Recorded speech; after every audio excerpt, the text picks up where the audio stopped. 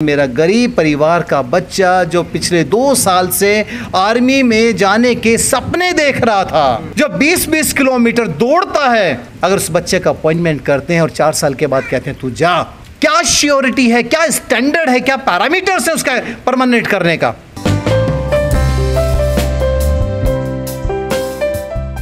छह महीने की ट्रेनिंग के बाद जोगिंदर आप सिपाही नहीं बन सकते हैं। शरीर को मिट्टी में मिलाना पड़ता है। हम आपको सारे अस्त्र शस्त्र चलाना सिखा दें और 4 साल के बाद कहें जाओ अब आप प्राइवेट नौकरी करो, क्या गारंटी है कि वो मेरा जिसको मैंने ट्रेनिंग दी, अस्त्र शस्त्र चलाना सिखाया, वो किसी उग्रवादी के साथ नहीं जुड़ेगा। क्या भरोसे में लिया सरकार ने? क्या इसके ऊपर कोई कदम उठाया सरकार ने?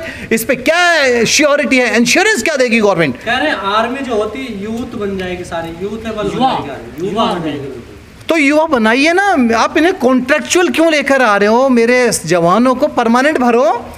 जब आप निकलते हैं उत्तर प्रदेश या बिहार या देहात इलाके में, जोगिंदर आपने देखा होगा मेरे किसान के बच्चे रोज़ सुबह दौड़ लगाते हुए मिलते हैं। आप उनको करिए अपॉइंटमेंट, आप उनका परमानेंट अपॉइंटमेंट कीजिए।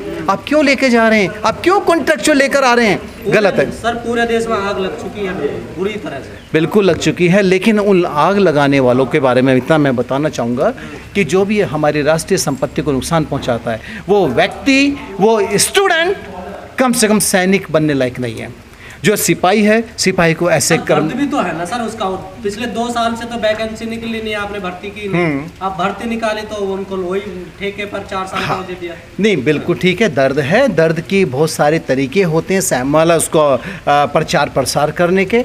अगर मैं आपसे कहूँ आपकी किसी बात से मैं सहमत नहीं होता और मैं उस पर तोड़ फोड़ करना शुरू कर दूं तो वो असंवैधानिक है, क्योंकि इस देश में सरकार है, इस देश में संविधान है और हर किसी को संविधान की परिधि में रहकर काम करना है, चाहे वो सरकार हो या एक आम व्यक्ति। आप नहीं मानते बच्चों से ज़्यादा सरकार जिम्मेदार है ये जो आगजनी हो रही है? इसको मैं ये कहूँगा कि सरकार की नीतियाँ जिम्मेदार हैं। इसको अप्रत्यक्ष रूप से आप यही कहेंगे कि हाँ सरकार जिम्मेदार है। मजाक बना रही है बेरोजगारों को, आपको नहीं लग रहा? सरकार की आदत है मजाक बनाने।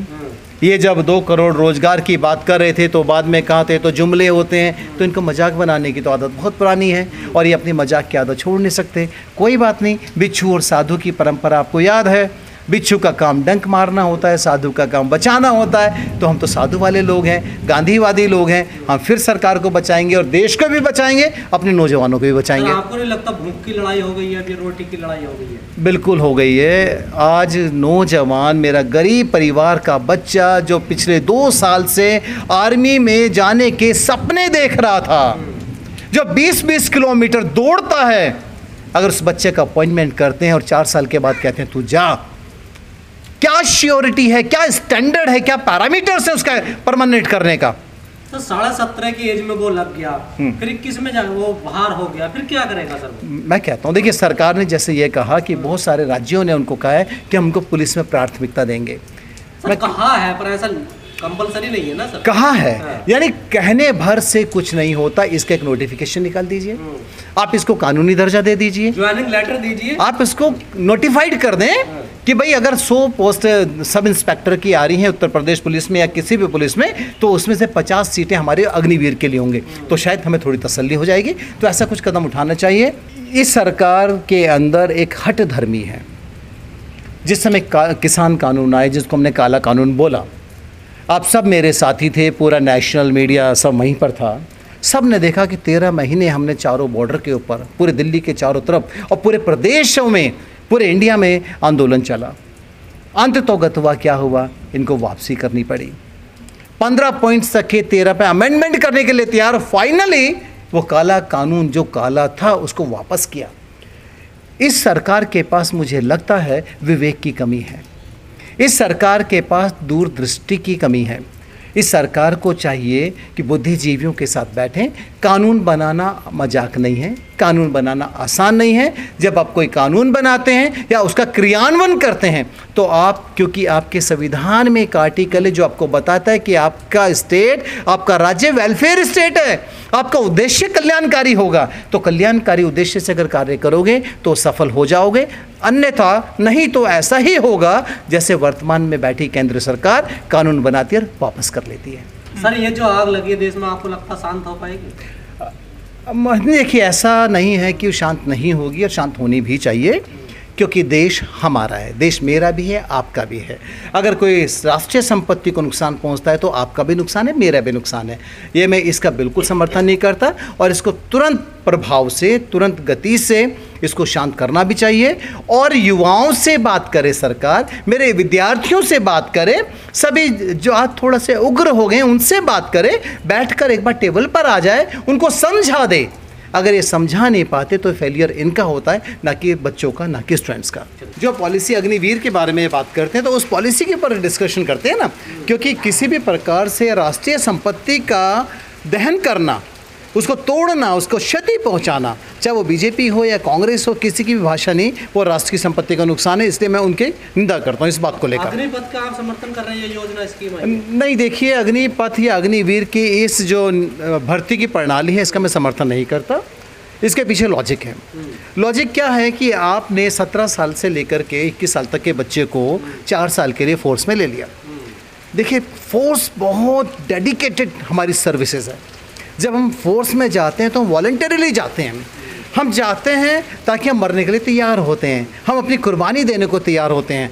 लेकिन ये बताइए कि देश की फोर्स में, देश की सेवा में अगर हम 100 लोगों को कॉन्ट्रैक्ट बेसिस पर लेते हैं, 25 में उसको चांसेस देते हैं कि परमानेंट होगा, 75 जो ट्रेंड, जो राइफल चलाने के बाद, जो सारे हथियार चलाने के बाद ट्रेंड होकर जो व्यक्ति बाहर मार्केट में आएगा, उसकी क्या गारंटी है कि वो किसी असामाजिक तत्व से या असामाजिक दलों से नहीं मिलेगा। ये देश के लिए बहुत बड़ी चिंता का विषय है, बहुत बड़ी चिंता का विषय है। इसलिए मैं सिर्फ खोखली पॉलिसी का समर्थन नहीं करता। मैं चाहता हूँ कि पहले सरकार इसके सारे मुद्दों पर बहस करे, ये बताएं कि जिन लोगों को जो 75% जो मेरे अग्निवीर रोड पर होंगे, जिनके रोजगार का अभाव होगा, वो क्या गारंटी है वो किसी आतंकवादी या उग्रवादी समूह के साथ नहीं जुड़ेंगे। सर 11 लाख रुपए सैलरी मिलेगी, उनको कोई काम कर सकते हैं वो उस पैसे में? देखिए, 11 लाख है क्या आज के ज़माने में? आप अगर 1 लीटर पेट्रोल भी लो तो 100 रुपये का आता है। 11 लाख की कोई वैल्यू नहीं है, बिल्कुल ख़त्म हो गई है इसकी मान्यता।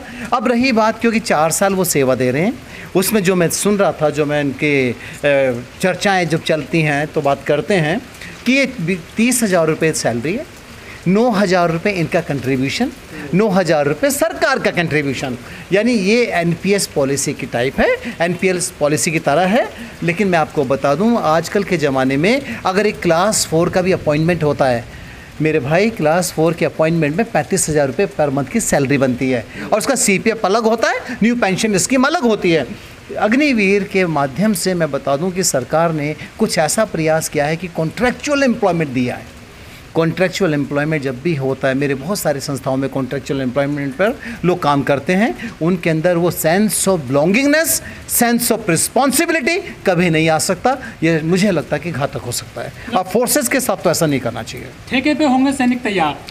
हाँ, कुछ ऐसा ही कहा जाएगा, और ठेके पर कभी सैनिक तैयार नहीं होते। क्या देशभक्ति की उनमें भावना हो सकती है? वही मैं कहना चाह रहा हूँ, आपके शब्दों को थोड़ा और आगे लेके चलता हूँ। सेना जज्बात के साथ जीती है, सेना के अंदर जज्बा होता है। अगर आपके अंदर जज्बा नहीं है अपने प्राण न्यौछावर करने के लिए, मातृभूमि के लिए, अगर आप सिर्फ इस सेना सेवा को, हम इसको सर्विसेज बोलते हैं, हम इसको नौकरी नहीं बोलते। यहाँ पर उदयवीर के माध्यम से इस सरकार ने सेवा को नौकरी में परिवर्तित करने का प्रयास किया है, जो कि देश के लिए घातक हो सकता है। आप मांग करते हैं कि वापस हो? बिल्कुल, मैं कहता हूं कि अग्निवीर क्यों? अरे मेरे सिपाही रहने दो, मेरे सेनानी रहने दो, आप उनको परमानेंट अपॉइंटमेंट दीजिए। 2 साल से सेना में कोई भर्ती नहीं हुई। अब फिर मैं अगर कहता हूं तो ये सरकार फिर कहेगी जुमलेबाजी है, इनके 2 करोड़ के अपॉइंटमेंट, 2 करोड़ के रोज़गार, पकौड़ाबाजी, पता नहीं क्या क्या। लेकिन मुझे लगता है कि बेशक मल्टीनेशनल कंपनीज़ में आप जिस मर्जी को रोज़गार दें, कोई भी ट्रेनिंग का एक क्राइटेरिया, एक पैरामीटर सेट कर लें, लेकिन मेरी फोर्सेस के साथ कोई ऐसा कंप्रोमाइज़ ना करें जिससे मेरे देश की सुरक्षा को कंप्रोमाइज़ करना पड़ जाए। सरकार फैसला लेने से पहले सोचती नहीं इसका अंजाम क्या होगा? सरकार अगर फैसला लेने से पहले सोचती तो शायद वो किसान बिल पर भी सोच लेती। सरकार की आदत है किसान बिल लेकर आए, बिना चर्चा के लेकर आए। अच्छा, मजे की बात है, उदयवीर जो मिलिट्री का अपॉइंटमेंट की बात करी, इस पर किसकी चर्चा हुई? अचानक रात को एक घोषणा हो जाती है। वैसे ही घोषणा कि मित्रों 8 बजे आज के बाद ये 500 और 1000 का नोट लीगल टेंडर नहीं रहेगा। बिल्कुल वैसी घोषणा। अब उदयवीर आ गए, 17 से 21 साल तक 4 साल। आज सरकार को थोड़ा ज्ञान हुआ तो उसको 23 साल कर दिया। मतलब ये क्या है? आप अपनी पॉलिसीज बनाएं यार, देश के साथ समझौता ना करें। आपके माध्यम से मैं सरकार से कहना चाहता हूं कि हे सरकार, ये मेरा देश है, मेरे देश की सीमाएं सुरक्षित हैं, मेरे जवानों से सुरक्षित हैं। कॉन्ट्रैक्ट पर आने वाला व्यक्ति अपने हृदय में ना तो देश के लिए प्यार लाएगा, ना सीमाओं के लिए प्यार लाएगा, और ये घातक हो सकता है।